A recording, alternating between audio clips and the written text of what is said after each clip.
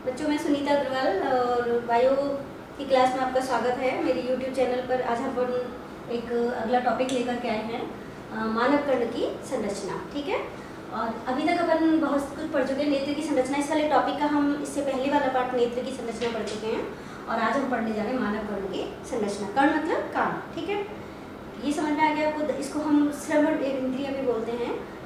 श्रवण इंद्रिय का मतलब सुनना। ठीक है, मानव कर्ण की जो संरचना है, इस संरचना के अंदर हम लोग देख रहे हैं। सबसे पहले हम देखते हैं कि कान का काम क्या है। कान का काम जनरली जो अपने टॉपिक में ज़्यादातर हमने सुनने में आता है, सुनना इसका काम है। इसका काम क्या है? सुनना। लेकिन ये सिर्फ सुनने का ही काम नहीं करता, इसके अलावा हमारे शरीर का एक महत्वपूर्ण कार्य है शरीर का बैलेंस बनाना।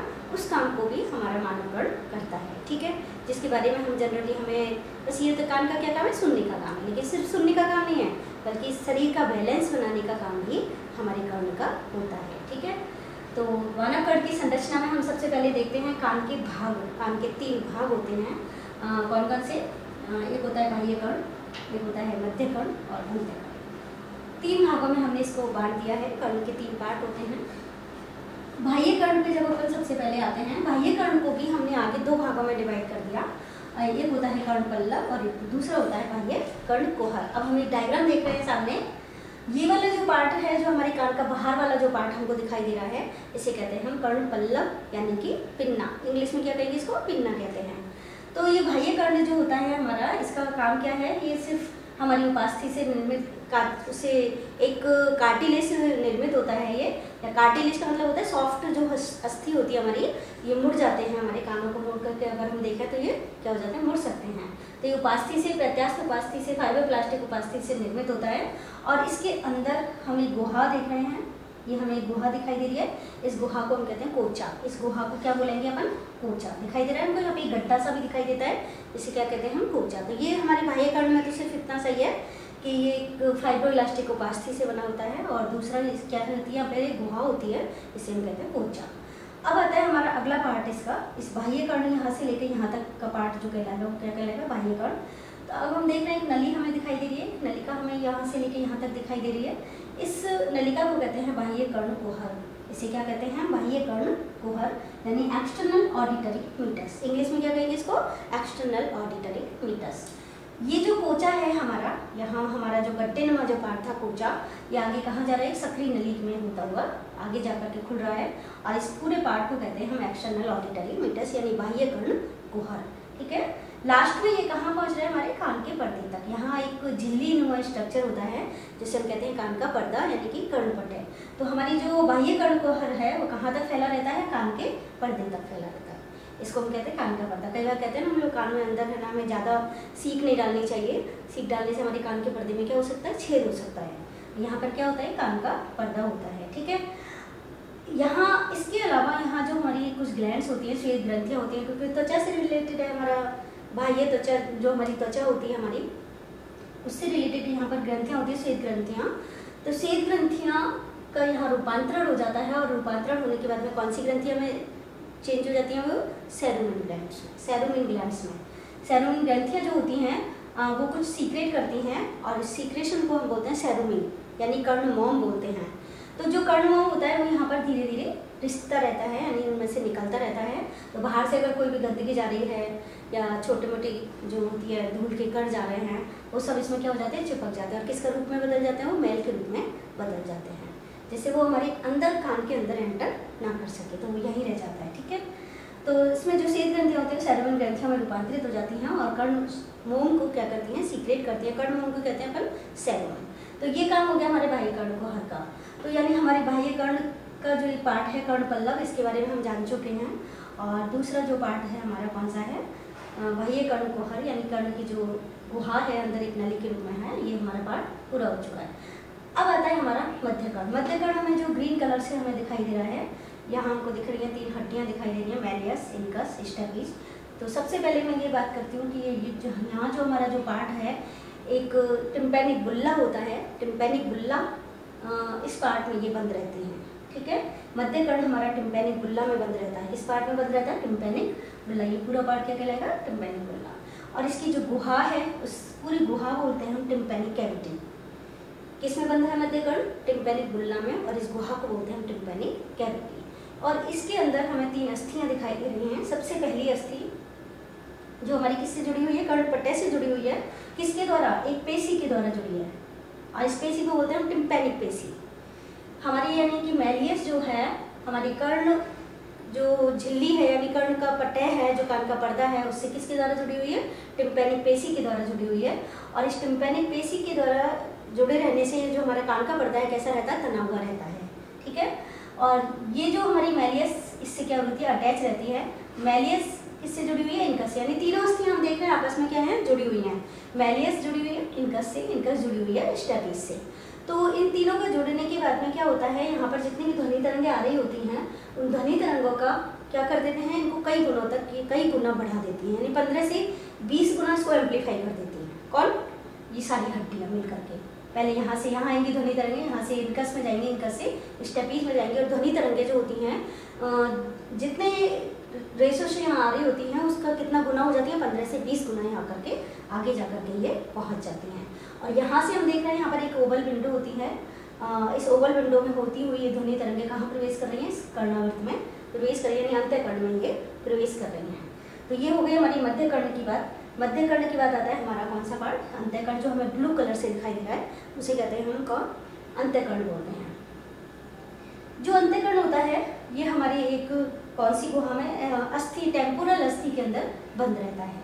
ये तो टिम्पैनिक बुल्ला में बंद था और ये टेम्पोरल अस्थि में बंद रहता है। और इसकी जो कैविटी है इसको बोलते हैं हम मेम्ब्रेन बोनी लेबिलिंथ। इसे क्या कहेंगे हम? अस्थि गहन। हिंदी में क्या कहेंगे? अस्थि गहन, और इंग्लिश में कहेंगे इसको बोनी लेबिलिंथ, ठीक है। इसकी भी हमारे 2 पार्ट हमको दिखाई दे रहे हैं। कुंडली नुमा, शंख की कुंडली जैसा स्ट्रक्चर दिख रहा है, एक नलिका नुमा संरचना दिख रही है।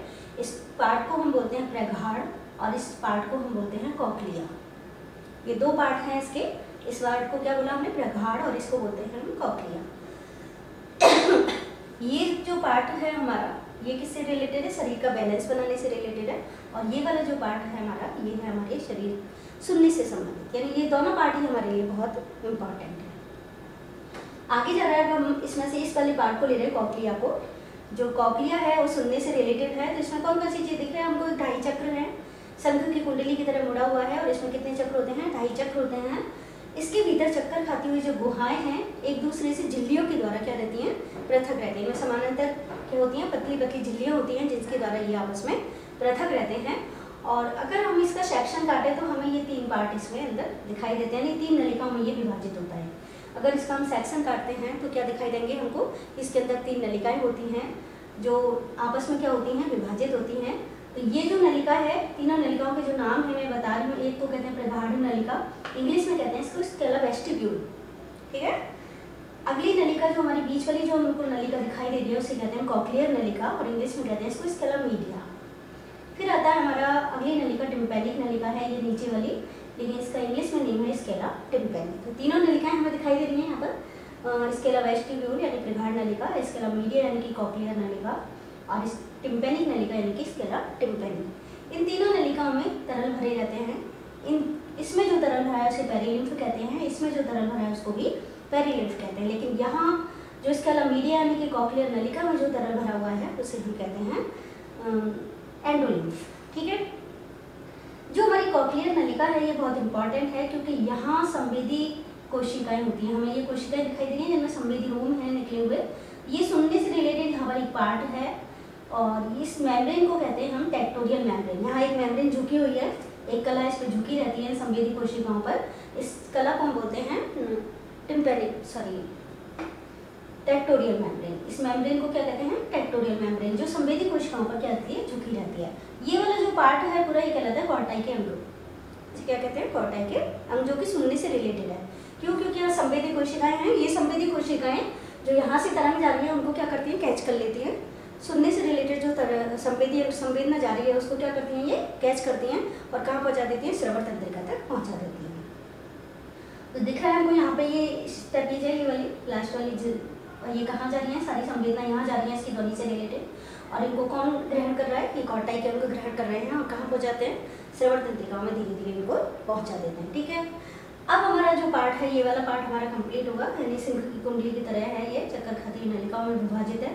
और इन नालों की भीतर हमने बताया तरल भरा रहता है। कॉक्लियर नलिका पे एक झिल्ली होती है जिसे हम टेक्टोरियल कला कहते हैं, जो इस पर झुकी हुई है, और साथ में यहाँ पर क्या होती है, संवेदी कोशिकाएं होती हैं जो इस सुनने से संबंधित होती है, और इस अंग को बोलते हैं कॉटाइल के अंग। तो ये क्लियर हुआ। अब हमारा लास्ट पार्ट बच रहा है कौन सा, अर्धवृत्ताकार नलिकाएं हैं, जो किस पार्ट में आ रही हैं, वेस्टिब्यूल यानी प्रगाढ़ वाले पार्ट में आ रही हैं।